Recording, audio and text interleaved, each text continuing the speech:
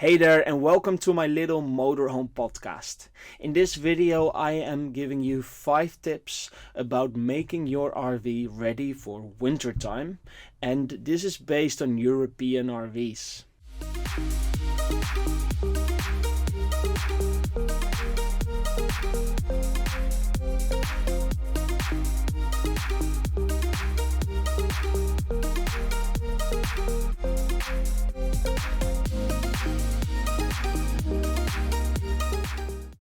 Alright, winter is coming, and this means that you are going to store your RV for a couple of months. So there's a couple of things you want to make sure, and number 1 will be that you emptied the water tank and the boiler.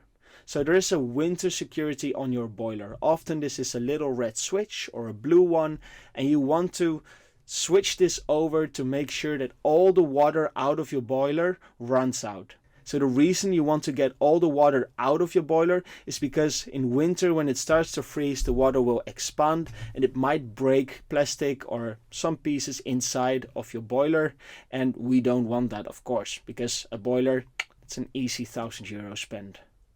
So another tip which has to do with water is emptying all the water out of the water tubes and the taps. This means that, well, first of all, go inside of your water tank and take out the little plug that's probably all the way down there to make sure that all the water is outside of your water tank.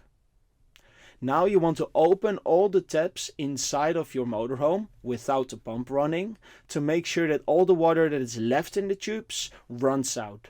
And little advice for that one, put it on cold and heat. So we want to get the water out of both of those tubes.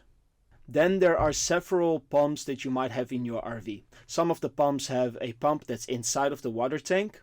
In this case you don't have to do anything, but some of the pumps are outside of the water tank. And this is something that not a lot of people do, and it doesn't really matter, especially when you're stored inside. But sometimes I like to take the 2 tubes that's on the water pump and take them off and disconnect them from the water pump. And this is just because I want to make sure there's no water inside of that water pump that can freeze and break the pump as well.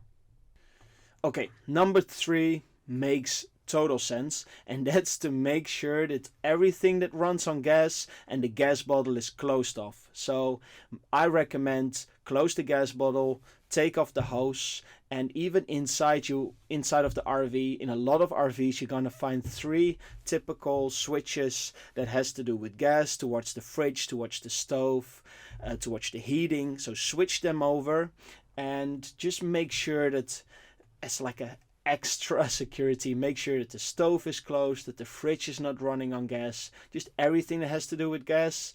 Check it twice, make sure it's all closed off. Then a little extra tip is when you close and turn off the fridge, you might want to open the doors to prevent it from mold getting there inside. Okay, so tip number 4 is, makes all the sense. Make sure that all the windows are closed off, and in a lot of RVs there's 2 ways to close a window. One is ventilation and one is completely shut. Personally, I like to shut it completely when I put it in winter because I just don't want so much cold and air to come inside, even though a little bit of ventilation is not a very big deal. It's actually pretty alright. So we want to make sure that the windows on top are all closed, like the skylights, and make sure in between that the vehicle is in a leveled way, so we don't have little puddles of water that stays on top of the motorhome, because that will be weak spots at some point for leakage, and obviously we don't want that. Then last but not least is the electricity. And first what we want to do is we want to turn everything off inside of the motorhome, but I want to go a little bit further, and what I like to do is even disconnect the battery, and just to make sure that there's nothing inside of the motorhome that drains the battery, because when it's completely drained, and in winter batteries don't really like the cold, just like me, and when they are completely drained they break rather easily. So when you're in a storage position where you might need to drive it out and in, you might just want to disconnect. But in some cases, why not take the whole battery out and bring it back home? Because batteries thrive at a very nice temperature, basically inside, or just not freezing. Just like me, because I'm wearing a jacket because it is freezing and I didn't want to turn the heater on. Then there's a couple of switches inside of the motorhome, like a main switch. I usually turn that off as well.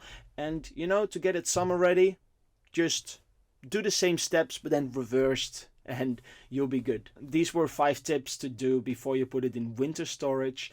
Let me know in the comments if I forgot about any of them, or if you have some other advice for other people to read, or if you have a question and I'll personally answer it below. Make sure you subscribe on my channel, and see you in the next video. Thank you very much. Bye.